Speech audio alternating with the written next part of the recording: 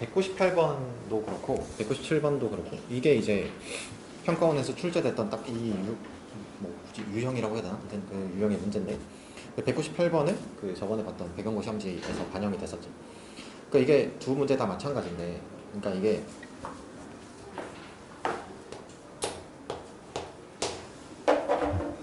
이 두 문제가 보면 이게 2005년 6월이면 2006학년도 6월 모의고사고 198번이 2007학년도 6월 문제고, 그러니까 이 두 문제를 끝으로 이 문제에 대해서는 단 한 번도 나온 적이 없어. 왜 안 나오냐면, 그러니까 원래는 얘에 대해서 어쨌거나 뭐 사고력을 평가하기 위해서 이렇게 출제를 했는데 이게 막 편미분 이런 게 막 유행하고 그러니까 그 사태를 보고 뭐 한심했겠지. 그래가지고 이제 꼭 이걸 출제해야 되는 게 아니니까 당연히 그러니까 뭐 다른 걸 내기 시작하고 이 문제를 굳이 낼 이유는 없었죠. 반복해서. 그러니까 이게 된 건데, 그러니까 항상 얘기하지만 문제를 풀 때에, 그리고 이제 뭔가 어떤 너네가 어떤 문제 풀이나 해설을 접할 때는 제일 중요한 게 늘 얘기하지만 설계가 중요하고, 그 다음에 이제 문제가 묻고 있는 게 파악이 안 되면 추론하는 게 중요하고, 그 과정에서 어떤 데이터를 어느 시점에서 내가 알아야 되는가, 그게 제일 중요해요. 근데 답을 알고 푸는 경우에는 그 시점이 중구난방인 경우들이 있어. 내가 보면 다 그래, 대부분. 근데 그런 게 자꾸 쌓이다 보면 이제 너네가 문제를 볼 때 이상한 짓을 많이 하게 된다. 그게 쌓여서 그렇게 되는 거야. 그러니까 너네의 잘못이라기보단 환경이 이제 그렇게 돼 있어서 그런 거야. 그러니까 이 문제를 풀 때도 보면 뭐 이런 게 있잖아. 저 가족권의 어떤 식이 나타나면 두 가지를 하면 된다. 첫 번째, x, y에다가 0 넣고 그 다음에 도함수의 정의를 쓴다. 그럼 잘 봐. 이 두 가지 행동을 하면 된다엔 수학적 사고력이 없어. 근데 저렇게 문제 나왔는데 그 두 개 했는데 안 풀리면 어떡하려고? 그렇잖아. 그렇게 했는데 안 풀리면 어떡하려고? 그럼 피해는 너네가 받잖아. 무슨 말이겠어? 그 피해를 받은 게 이번 6월 모의평가에서도 나타났었고, 아마도 머지않은이라고 해야 되지? 머지않은 다음 주 9월 모의평가 때도 반드시 나타날 거다. 장담할 수 있어. 아무튼 정답률이 10%가 안 되는 문제가 또 나타나기를 기대하는데, 아마도. 근데 뭐 봐주면 안 나타날 거고, 안 봐주면 이제 나타나겠지 또. 이렇게. 아무튼 이게 저 문제를 해결할 때 이런 거야.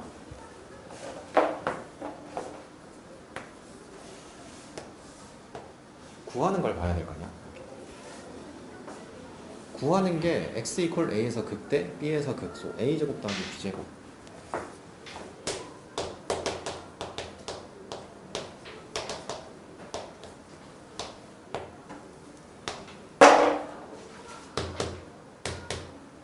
도함수 구하라는 뜻이다. 그럼 저기서 예측할 수 있는 게 하나 있어. 저거 2차 함수인가 보다. 도함수. 근이 두 개라고 돼 있잖아. 여기는 수투잖아. 더군다나. 그러면은 높은 확률로 2차 함수겠지. 맞아. 그러면 설계 과정에서 아무튼 이 문제랑 또 거기 있는 222번이랑 또 같이 볼 건데 이따가 다시 한번. 저걸 구할 때 나한테는 그러니까 두 가지가 있는 거잖아.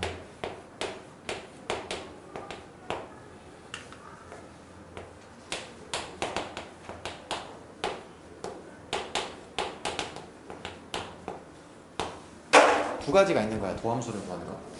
첫 번째는 fx를 알고 미분법을 적용해서 도함수를 구하거나, 아니면 도함수의 정의를 이용하거나. 그러니까 얘는 fx를 알아서 미분법을 적용하거나, 얘는 도함수의 정의를 이용하거나.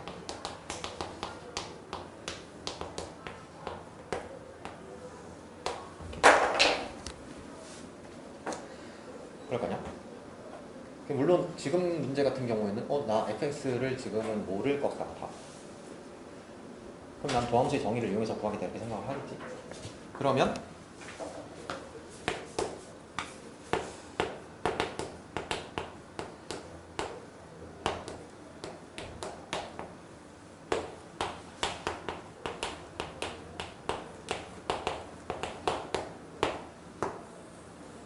이렇게 해서 나는 이렇게 해야 돼. 얘를 이용하겠다 이렇게 생각하라는 거지. 무슨 말이겠어?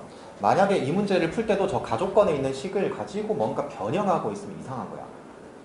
많은 경우 막 저런 경우도 있는데 뭐 fx 좌변으로 넘기고 양변 뭐 빼기 y로 나누고. 제일 이상한 풀이가 그런 풀이요. 왜냐면 그걸 저 항등식을 뭔가 식을 변형해서 만약에 나눈다라고 생각하는 순간 뭐 y가 0이 아니고 어쩌고 저쩌고 이런 다 막 자질구레한 게 붙어 나가야 돼. 그게 아니라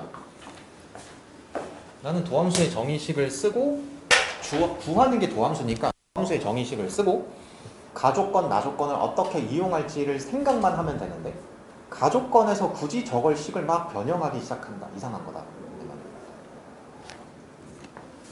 그러니까 이게 다른 거야. 이렇게 써놓고 쟤를 이용하겠다라고 생각을 하는 거야. 저기서 막 변형해 나가면서 저기다가 막 양변 극한 취한다가 제일 이상한 거야. 수학적으로 필요 충분 조건이 아니고 일단. 그러면 쟤를 이용하기 위해서 저거 항등식이죠. 그럼 항등식의 정의에 따라서 y에다가 빼기 h 집어넣어도 되잖아. 그러면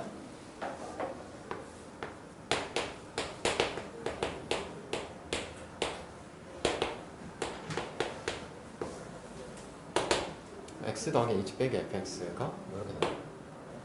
마이너스 f 빼기 h 그 다음에 빼기 xh 이렇게? 그럼 얘가 이렇게 되는 거 아니야?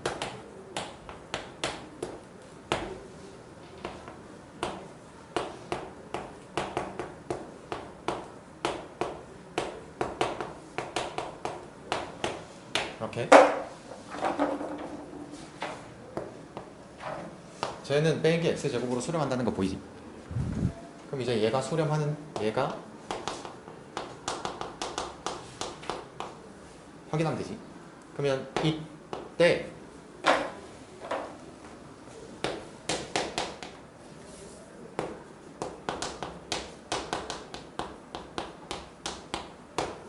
으로 확인하는 거야.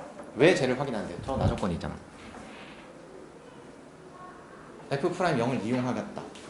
그리고 저 극한식을 그럼 저 나조건에 의해서 저 극한을 미분계수로 해석하라는 건가? 그러면 나는 얘를 조사해야 되지. 이렇게. 그러면 얘를 조사하기 위해서 이제 x, y에다가 모두 0을 넣어서 f0이 0이라는 걸 확인하면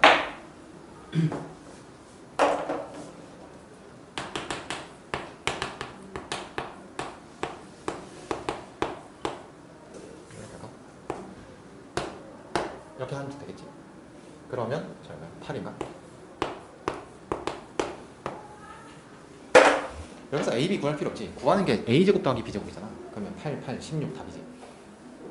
그러니까 이게 문제를 보면 제가 항상 중요한 게 어떤 데이터를 어느 시점에서 내가 발견해야 되는가가 중요하다. 그러니까 잘 봐. 결과적으로 풀린다는 중요한 게 아니야. 그러니까 저 문제를 처음에 풀 때 저런 문제가 나오면 첫 번째 x, y 0 넣고 두 번째 도함수 정의를 이용해 라고 하면 그냥 저 수준의 문제들은 풀리겠지. 근데 그것 때문에 저 난이도가 높아지는 문제에 대해서는 대처가 안 돼요. 일단 거기 사고력이 없잖아. 그렇게 안 풀리는 문제들은 당연히 많이 출제하고 있지. 그러니까 이게 제가 그러니까 항상 얘기하지만 항등식은 항등식일 뿐이다. 항등식을 자꾸 임의로 변형하려고 하지 말아라. 이게 내가 첫 번째 하고 싶은 말이고, 항등식은 그냥 항등식일 뿐이야. 변형해야 되면 반드시 이유가 있어야 돼. 항등식을 변형하려면 반드시 이유가 있어야 돼. 구하는 걸 봤더니 도함수를 구하면 된다. 그럼 나한테 도함수를 구하는 교과서에 있는 방법은 두 가지야. 그럼 저 두 가지 중에서 나는 지금 fx는 알 수 없는 것 같으니까 얘를 이용하겠다라고 생각을 하면 식을 이렇게 쓰게 되겠지. 그러면 저 가족권을 이용해서 얘 식을 변형하라는 건가 보다. 같지? 그럼 이제 내려오면 답이지. 그럼 저 구하는 과정 속에서 이때 얘를 구하는 거라고. 이때.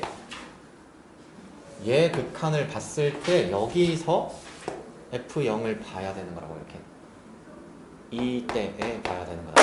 처음부터 x, y에다가 0 넣는 건 이상한 거야. 내가 구할지 안 구할지 모르는 상태에서. 무슨 말인지 알겠지? 그러면 제가 넘어가서 같은 류의 문제잖아. 222번 다시 한번 복습해봐. 222번 얘는 정답률이 10%가 안 됐다. 이게 정답률이 8%야. 정답률이 작년 9월 문제. 정답률이 8%. 그러니까 이게 제가 그냥 굳이 찾자면 이 문제도 연관이 되고 뭐 다른 문제도 연관이 되고 다 연관이 되는 거긴 한데 222번은